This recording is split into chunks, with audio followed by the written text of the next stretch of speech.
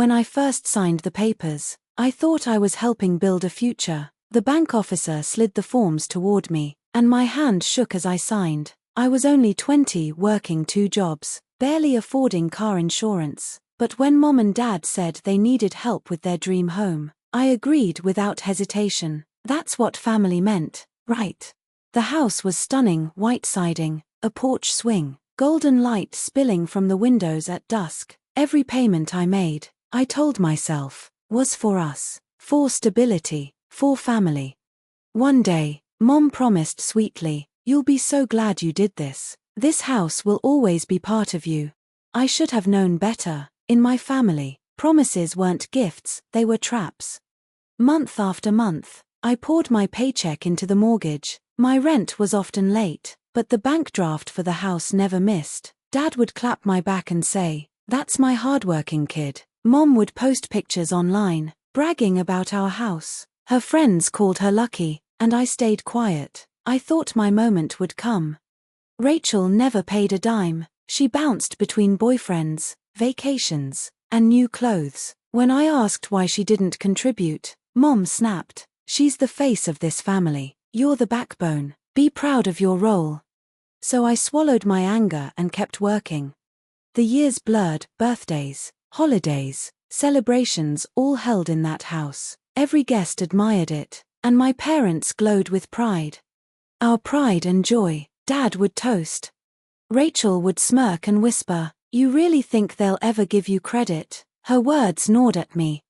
By year 5, I was falling apart. My shoes were worn through, my savings gone, yet the house stood tall, shining like their trophy. I thought maybe they'd finally recognize me, maybe share the deed, maybe even say thank you.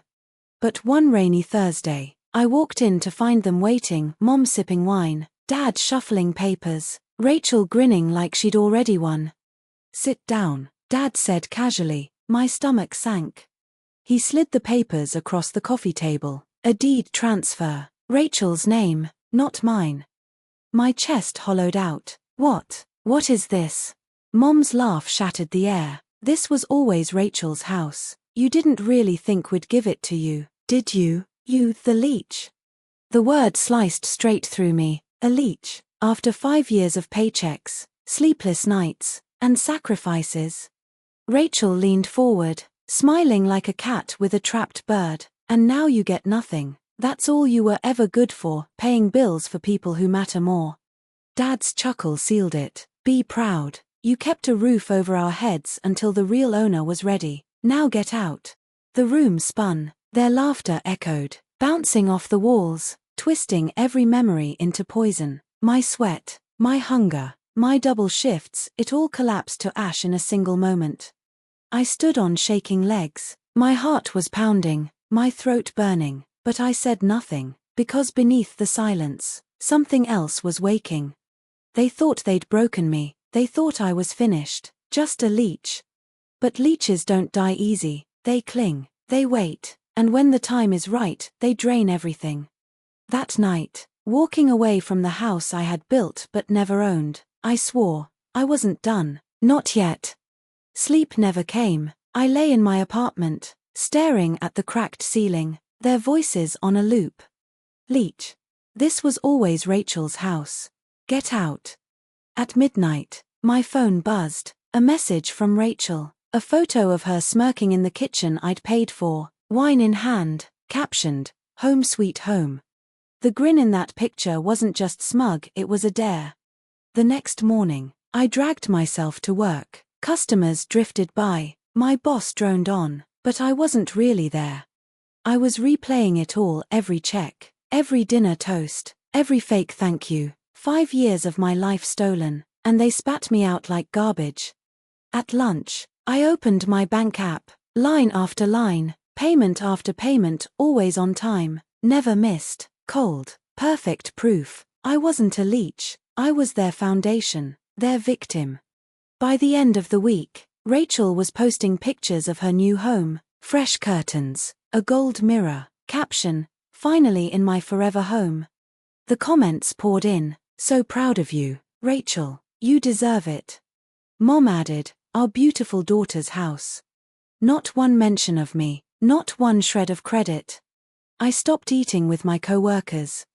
I stopped answering Daniel's texts. Instead, I poured everything into building my case: screenshots of payments, copies of bank drafts, Rachel's smug posts, old texts where my parents begged, just one more month until we're stable. Piece by piece, I built the trail of evidence that told the real story.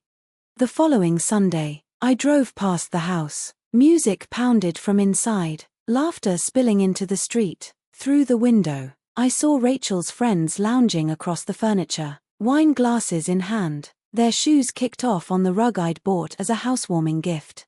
Dad puffed out his chest, bragging to his buddies about Rachel's success. Mom floated through the room like a queen, her voice syrupy with pride. "She worked so hard for this house," she said. The words nearly choked me. Rachel, she hadn't paid a cent, and no one questioned it. Not one person asked where I was. I sat in my car for nearly an hour, fists locked around the steering wheel. They had erased me, scrubbed me out of the story I had built with my own money. But then I realized, this was what they wanted, for me to storm in, scream, beg, to make a scene they could twist into proof that I was the problem. Not this time. This time, I'd let them bury themselves, and then I'd hand them the shovel.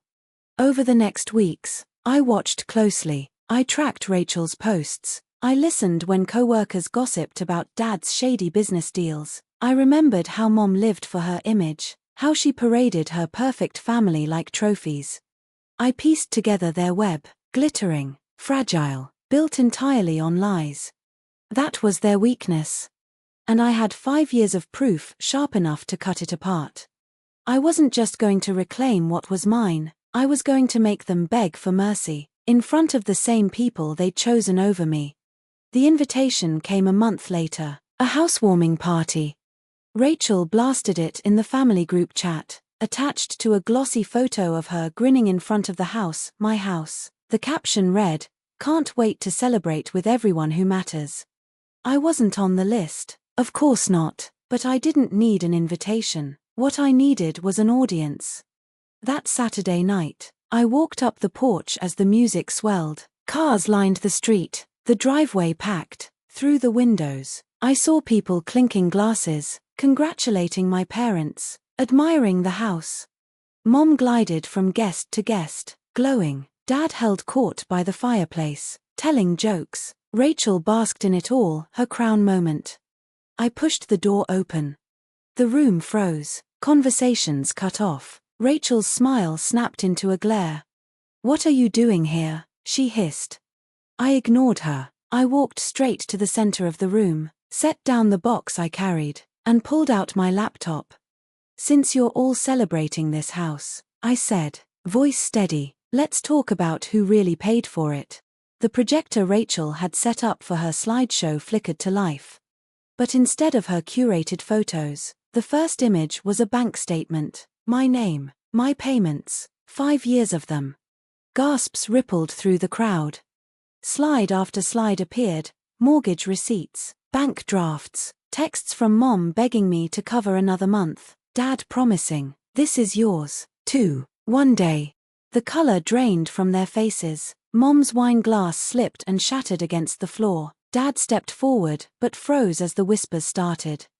And then Rachel's messages lit up the screen. "She's dumb enough to pay for us. Mom made sure she'll never get the house." Strings of laughing emojis. Gasps rippled through the crowd. Rachel's friends turned toward her, their faces twisting with disgust. Rachel lunged at me, but I lifted a hand. "Don't bother, there's more." The final slide flickered on, a video. Dad's voice, smug, "Be proud. You kept a roof over our heads until the real owner was ready. Now get out." Mom's laugh followed, "Leech." The silence that fell was suffocating. Guests shifted in their seats, whispers cutting through the air. One of Dad's oldest friends muttered, "You used her." I turned, facing them one by one. 5 years I bled for this house. 5 years of double shifts, late rent, empty savings. My gaze locked on Dad. "And you called me a leech." I turned to Mom. You laughed while you stole everything I worked for. And finally, to Rachel, you called it your forever home. My voice didn't waver, my hands didn't shake. For the first time, I stood solid. On your knees, I said, cold and final. They froze. Beg, I continued, or I'll make sure every neighbor, every colleague, every friend sees all of this. I'll burn your perfect image to the ground. Fear spread across their faces like cracks in glass. Dad's knees buckled first. He dropped, pride shattering louder than Mom's glass had earlier. His voice was a broken murmur. I'm sorry. Mom followed, mascara streaking, her sobs raw. Please, please don't. Rachel collapsed beside them, tears streaking down her cheeks. I didn't mean it. But I didn't bend. I let the room watch their perfect family reduced to begging on the floor of the house I had built. This, I said, my voice steady, is the truth. The golden child, the proud parents, on their knees before the one they called a leech. Whispers surged, faces turned away from them, the admiration, the envy, the respect, gone. I shut my laptop, slid it back into the box, and walked to the door. Hands reached for me, but I didn't stop. Outside, my son sat waiting in the car, his eyes widened when I got in. Are you okay, Mom? He asked softly. For the first time in weeks, I smiled. Better than okay, they'll never touch us again. As I drove off, the house glowed behind me in the night, not as a home, but as a tomb, a grave for their pride, their lies, their empire built on my back. And for the first time, I felt free.